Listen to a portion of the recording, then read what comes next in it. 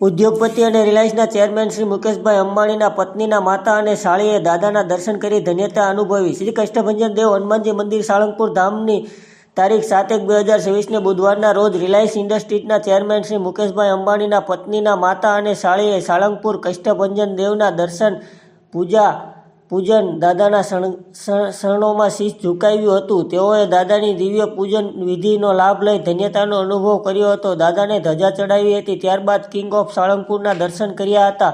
મુલાકાત દરમિયાન મંદિર તરફથી શ્રીમતી પૂર્ણિમાબેન દલાલ તથા મમતાબેન દલાલનું ભાવભર્યું સ્વાગત કર્યું હતું અને તેમને ફૂલહાર પહેરાવી કિંગ ઓફ સાળંગપુરની પ્રતિમા આપી સન્માનિત કર્યા હતા. દર્શનાર્થીઓમાં પણ અંબાણી પરિવારના સભ્યોની સાદગી જોઈ અનેરો ઉત્સાહ જોવા મળ્યો હતો. સાળંગપુર હનુમાનજી મંદિરે તેમના આધ્યાત્મિક વાતાવરણ અને ભવ્ય કિંગ ઓફ સાળંગપુર પ્રતિમા માટે વિશ્વભરમાં જાણીતું છે.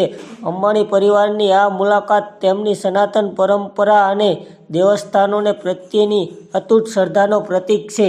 વધારે સમાચાર જોવા માટે અમારી ચેનલને લાઇક, શેર અને સબસ્ક્રાઇબ કરો.